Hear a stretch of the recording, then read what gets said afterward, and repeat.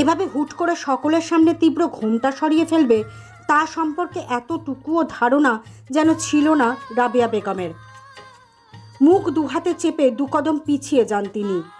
তীব্র রাগে উচ্চস্বরে চেঁচিয়ে বলে ওঠে, এই মেয়ে, কে তুমি? আমার তৃপ্তি কোথায়? ওর জায়গায় তুমি কি করছো? তীব্রের ধমকে রেজিয়া কিঞ্চিত কেঁপে ওঠে। আরবি রহমান রাগে হনহনিয়ে রাবেয়া বেগমের সন্নিকটে এসে দাঁড়িয়ে ওনার চুলের পেছনের অংশ নিজের এক হাতের মুঠোয় নিয়ে বলে, তোরা মা মেয়ে কোনো না কোনো কারসাজি করবি, তার সম্পর্কে শতভাগ নিশ্চিত ছিলাম আমি। এখন তৃপ্তিকে গুম করে নিজের মেয়েকে ঘোমটার হালে ঢেকে আমার ছেলের গলায় ঝুলিয়ে দেওয়ার মতলবে ছিলিস, তাই না? ভালোই ভালোই বল, আমার বৌমা কোথায়? কোথায় রেখেছিস তৃপ্তিকে? রাবেয়া বেগম অত্যন্ত যন্ত্রণাতে কুকিয়ে উঠলেন। ন্যাকা সুরে বললেন, বিশ্বাস করেন বেয়ান সাহেবা, আমি জানি না কি করে এমন হলো। তৃপ্তির জায়গারে। পুরো কথা শেষ হবার পূর্বেই আরবি রহমান রাবেয়া বেগমের চুলগুলো নিজের মুষ্টি থেকে ছেড়ে দিয়ে ওনার বাম গালে সর্বশক্তি প্রয়োগ করে থাপ্পড় দেন। সেই থাপ্পড়ে তাল সামলাতে না পেরে দাঁড়ানো অবস্থা থেকে ছিটকে মেঝেতে পড়ে যান রাবেয়া বেগম।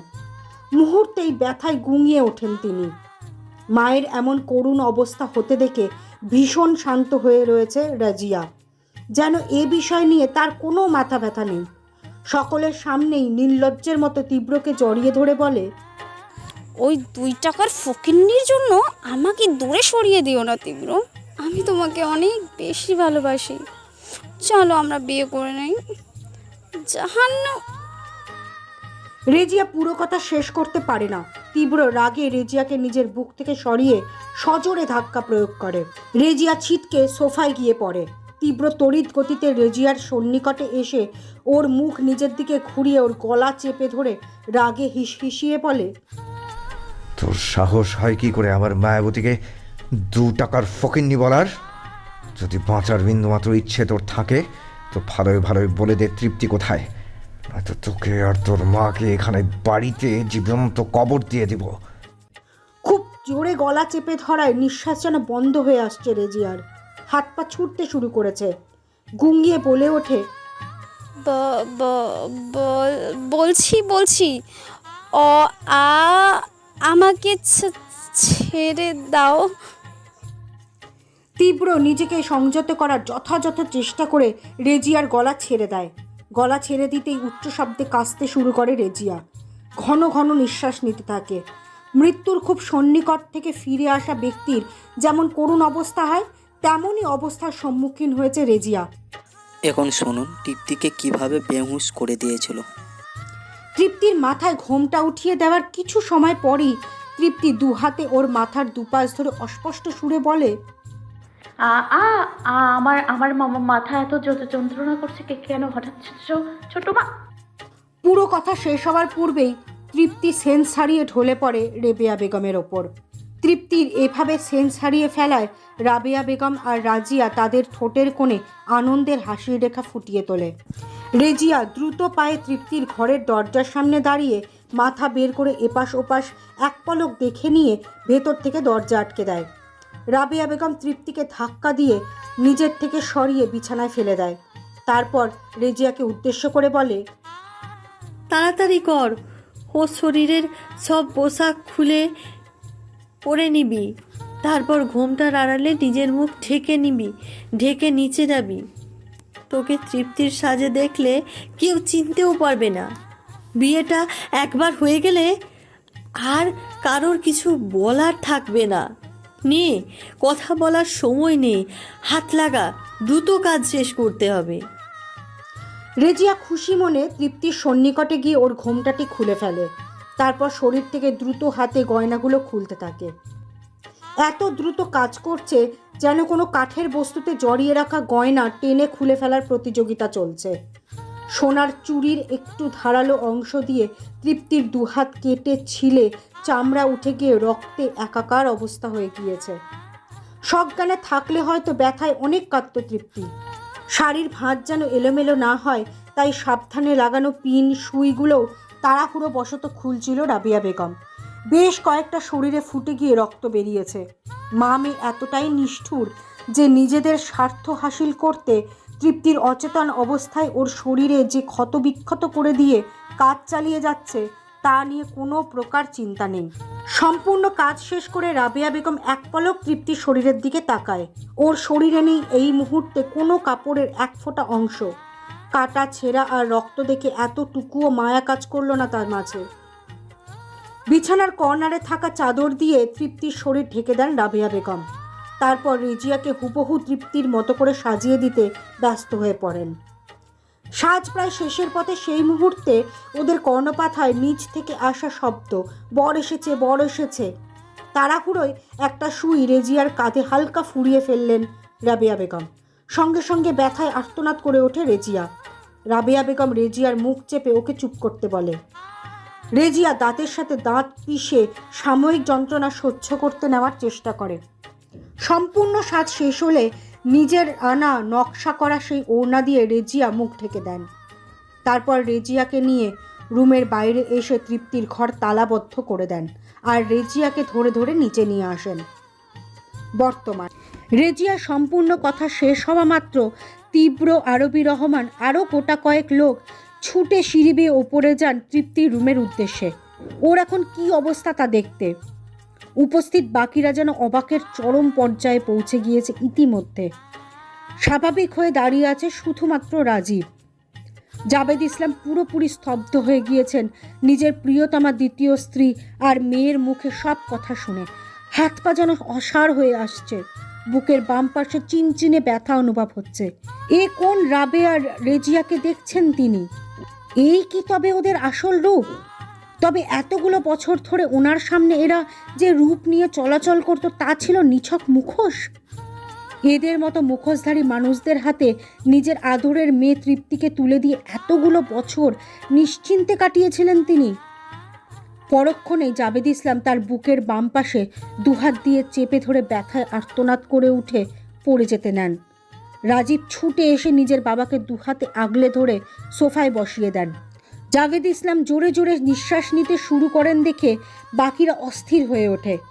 নূর তৃপ্তির বিয়ের অনুষ্ঠানে আসায় আদিত্যও এসেছিল, কিন্তু তীব্রকে বরের বেশে দেখে তৎক্ষণাৎ স্থান ত্যাগ করতে উদ্যত হয়েও পরক্ষণেই এমন একটা অপ্রস্তুতকর ঘটনার সৃষ্টি হওয়ায় আর যেতে পারেনি। আদিত্যও জাভেদ ইসলামের নিকটে এসে দাঁড়িয়ে রাজীবকে উদ্দেশ্য করে বলে, আমি গাড়ি বের করছি, আঙ্কেলকে দ্রুত হাসপাতালে নিতে হবে। আদিত্য এক ছুটে বাইরে চলে যায় গাড়ি বের করতে। রাজীব সহ কয়েকজন মিলে জাভেদ ইসলামকে ধরে বাইরে নিয়ে যান। রাবিয়া বেগম মেঝেতেই স্তব্ধ হয়ে বসেছিলেন। রেজিয়া নিজের গলায় হাত বুলাতে থাকে তীব্র ওর গলা ছেড়ে দেওয়ার পর থেকেই। নিজের চারপাশে আর কি হয়ে গেল বা কি যাচ্ছে সেদিকে খেয়াল করার বিন্দুমাত্র আগ্রহও যেন নেই ওর মধ্যে। তৃপ্তির সাথে যে এত বড় অন্যায় করে ও এখানে বসে আছে তা নিয়েও এখনও ওর মধ্যে কোনো অনুশোচনার লেশ মাত্র নেই। তৃপ্তির রুমের দরজার সামনে দাঁড়িয়ে তালাবদ্ধ দেখে চাবি আনতে আবারও রাবেয়া বেগমের নিকট কেউ ছুটে গেলে তীব্র নিজের মধ্যে চাবি আনার সেই সময়ের অপেক্ষাটুকু করার ধৈর্য পায় না। নিজের সর্বশক্তি প্রয়োগ করে বার কয়েক লাথি প্রয়োগ করে সে দরজায়। দরজা বেশি শক্তপোক্ত না হওয়ায় মুহূর্তেই ভেঙে যায়। তীব্র দ্রুত অবস্থায় রুমের ভেতর প্রবেশ করে বিছানার উপরে চাদরে মোড়ানো তার মায়াবতীকে দেখতে পায়। সাদা চাদরে জায়গায় জায়গায় লাল তাজা রক্তের ছাপ পড়ে গিয়েছে। তৃপ্তি এখনও সেন্সলেস। আরবি রহমান বাকি পুরুষদের রুমের ভেতর প্রবেশ করতে কড়া নিষেধাজ্ঞা দেন, তাই তারা রুমের বাইরেই অবস্থান করেন। তীব্র বিছানায় উঠে তৃপ্তির মাথা কোলে নেন, তারপর অস্থির কণ্ঠে বলেন, এই মায়াবতী, আবার বউ, উঠো না, কিচ্ছু হবে না তোমার, আমি কিচ্ছু হতে দিব না বউ। তৃপ্তির এমন করুণ অবস্থা দেখে আরবি রহমানের চোখ জোড়া ভিজে ওঠে। নিজেকে সংযত করার যথাযথ চেষ্টা করে তীব্রকে উদ্দেশ্য করে বলে, বাবা অনেক ব্লিডিং হচ্ছে এখনও তৃপ্তির শরীর থেকে, দ্রুত ওকে নিয়ে আমাদের হাসপাতালে যেতে হবে। ওর ব্লিডিং বন্ধ করতে হবে, সেন্স ফেরাতে হবে। এখন এভাবে ভেঙে পড়ার সময় নয় বাবা, নিজেকে শক্ত কর তো, ওকে উঠা। তীব্র দ্রুততার সাথে তৃপ্তিকে কোলে উঠিয়ে নেন। আরবি রহমান তৃপ্তির শরীরে জড়ানো চাদরটি ভালোভাবে পেঁচিয়ে দেন। তারপর তীব্র দ্রুত পায়ে তৃপ্তিকে নিয়ে রুম থেকে বেরিয়ে আসেন। সিঁড়ি বেয়ে নামার সময় সকলের তীক্ষ্ণ দৃষ্টি তীব্রের দিকে। তৃপ্তিকে কোলে নিয়ে তীব্রকে নিয়ে নিচে নামতে দেখে রেজিয়া চোখ বড় বড় করে তাকায়। রাবেয়া বেগম বসা অবস্থা থেকে উঠে দাঁড়ান। নূর তৃপ্তির নিকট আসতে নিলে মোনালিসা ওকে থামিয়ে দেয় আর বলে, ওকে নিয়ে যেতে দে বোন, ওর চিকিৎসা করা জরুরি। আমাদের এখন এই মা মেয়েকে চোখে চোখে রাখতে হবে যেন এরা পালিয়ে না যায়। তৃপ্তি আর বাবা সুস্থ হয়ে ফিরে আসলে এদের চরম থেকে চরমতর শাস্তির ব্যবস্থা করবে। তীব্র তৃপ্তিকে নিয়ে বাড়ির ভিতর থেকে বেরিয়ে যান হাসপাতালের উদ্দেশ্যে। আরবি রহমানও তাদের সাথে যান, কারণ তীব্রের মানসিক অবস্থা এখন স্বাভাবিক না। একই হাসপাতালে আইসিইউতে ভর্তি জাবেদ ইসলাম আর অপারেশন থিয়েটারের ভেতরে চিকিৎসারত অবস্থায় রয়েছে তৃপ্তি।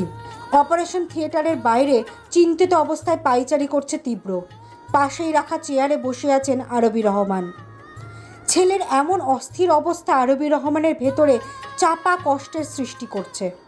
মাত্র কয়েকদিনের মধ্যেই তার ছেলে কতটা পরিবর্তন হয়ে গিয়েছে। অবাধ্য আচরণগুলো একেবারেই নেই হয়ে গিয়েছে। ওটির ভেতরে থাকা মেয়েটিকে নিজের জীবনের একটা গুরুত্বপূর্ণ অংশ হিসেবে আপন করে নিয়েছে সে। গভীরভাবে ভালোবাসতে শিখেছে। বেশ কিছু সময় পেরিয়ে যাওয়ার পর ওটির ভেতর থেকে ডাক্তাররা বেরিয়ে আসেন। মূল ডাক্তার যিনি ছিলেন তাকে বেরোতে দেখে তীব্র দ্রুত পায়ে তার নিকট এগিয়ে যান। চিন্তিত স্বরে বলেন, ডাক্তার আঙ্কেল, তৃপ্তি কেমন আছে এখন? ডাক্তার তীব্রের কাঁধে হাত রেখে ঠোঁটের কোণে হাসির রেখা ফুটিয়ে তুলে বলে, চিন্তার কোনো কারণ নেই। রক্ত পড়া পুরোপুরি বন্ধ হয়ে গিয়েছে।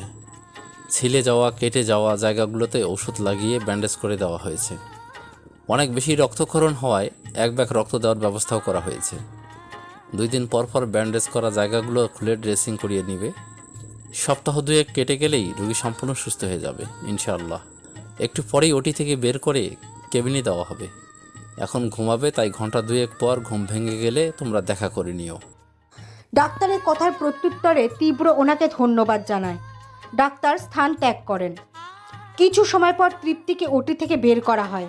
ঘুমন্ত নিষ্পাপ মুখটির দিকে তাকিয়ে তীব্র আকুল কণ্ঠে বলে ওঠে, আমার মায়াবতী দ্রুত সুস্থ হয়ে ওঠো।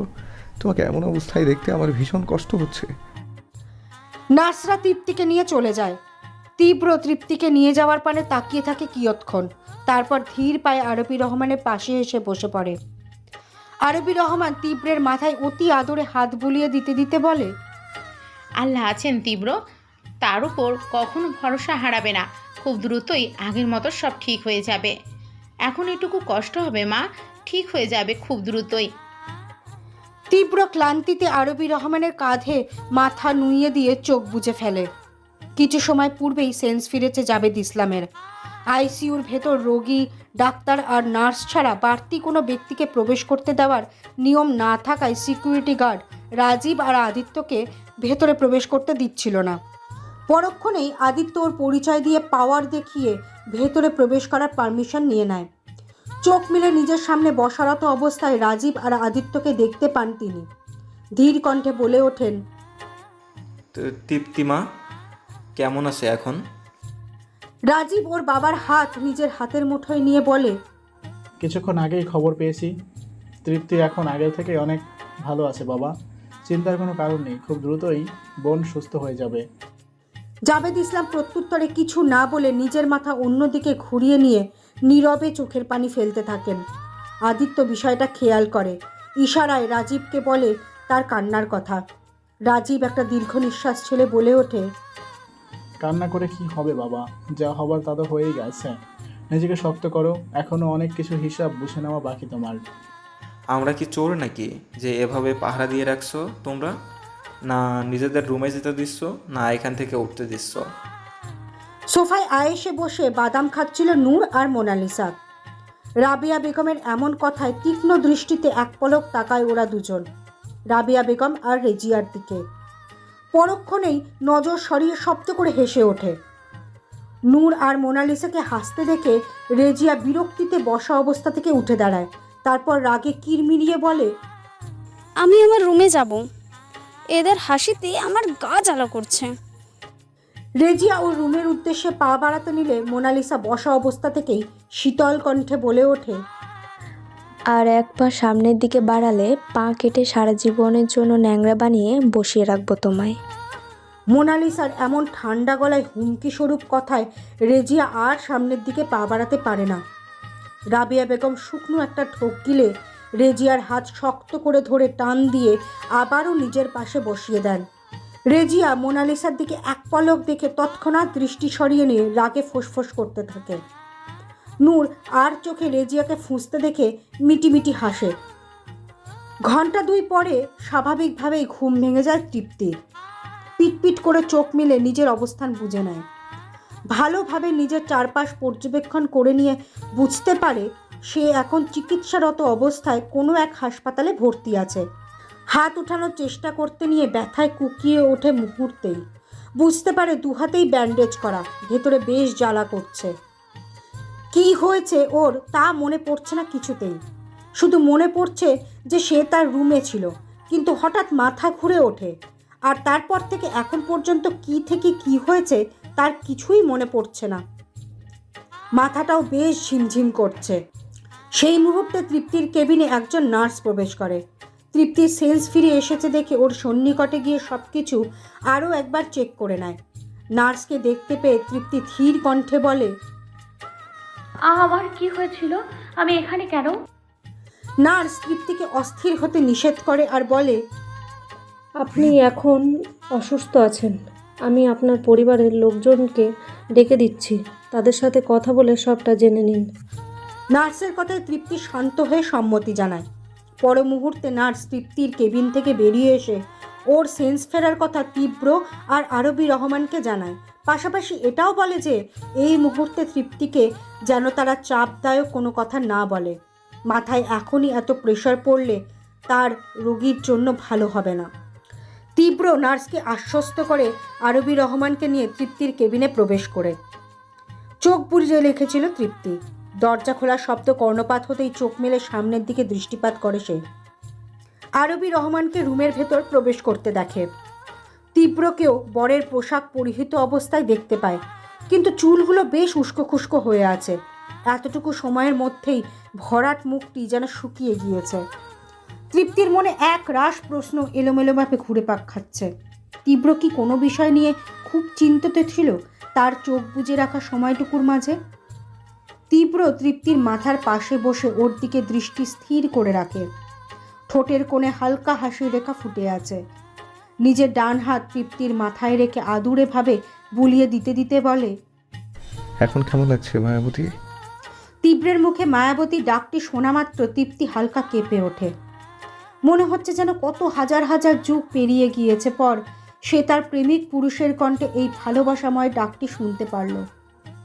তৃপ্তি স্মিত হাসার চেষ্টা করে বলল, ভালো আছি, শুধু 2 হাতে আর শরীরে কিছু কিছু জায়গায় হালকা জ্বালা অনুভব হচ্ছে। আরবি রহমান তৃপ্তির মাথার অন্য পাশে বসে আদুরে কণ্ঠে বলে। তৃপ্তি এক পলক আরবি রহমানকে দেখে নিয়ে আবারও তীব্রের দিকে নিজের দৃষ্টি নিক্ষেপ করে প্রশ্নসিক্ত কণ্ঠে বলে, আমার কি হয়েছিল? হঠাৎ এত সিরিয়াস অবস্থা হলো কি করে যে আমাকে হসপিটালে ভর্তি করাতে হলো? তীব্র শান্ত কণ্ঠে বলল, সুস্থ হয়ে যাও, তারপর ধীরে ধীরে সব জানতে পারবে। এখন তোমার মাথায় কোনো প্রকার প্রেশার যেন না পড়ে সেদিকে আমাদের খেয়াল রাখতে বলেছেন ডাক্তার। তৃপ্তি তীব্রের ওপর দৃষ্টি সরিয়ে নিয়ে একটা দীর্ঘ নিঃশ্বাস ছাড়ে, তারপর চোখ বুজে ফেলে। কেটে যায় প্রায় 10 দিন। এই 10 দিনে ডাক্তারের পরামর্শ অনুযায়ী দিন রাত নিজে হাতে যত্ন নিয়ে তৃপ্তিকে পুরোপুরি সুস্থ করে তুলেছে তীব্র। তৃপ্তির শরীর থেকে সব ব্যান্ডেজ 5 দিনের মাথাতেই খুলে ফেলা হয়েছে। কাটা ছেঁড়া জায়গাগুলো এখন ঔষধের প্রভাবে শুকিয়ে এসেছে। আজ হাসপাতাল থেকে তৃপ্তিকে নিয়ে বাড়ি ফিরবে তীব্র। এর আগে বাড়ি ফেরার জন্য তীব্রের নিকট ভীষণ বায়না করেছিল তৃপ্তি, কিন্তু কোনোভাবেই এই বিষয়ে তীব্রের মন গলাতে পারেনি সে। তাই বাধ্য মেয়ের মতো হাসপাতালেই কাটিয়ে দিল 10টা দিন। অন্যদিকে জাবেদ ইসলামও পুরোপুরি সুস্থ হয়ে যাওয়ায় রাজীব আর আদিত্য মিলে বাড়িতে নিয়ে এসেছেন 4 দিন পূর্বেই। রাবিয়া বেগম লজ্জায় জাবেদ ইসলামের রুমের দরজা পর্যন্ত এসেও রুমের ভেতর প্রবেশ করতে সাহস পাননি। রেজিয়াকে সবসময় চোখে চোখে রাখে নূর আর মোনালিসা, যেন তৃপ্তি আর তীব্র বাড়িতে না ফেরা পর্যন্ত সে আর কোনো প্রকার অকাজ করতে সক্ষম না হয়।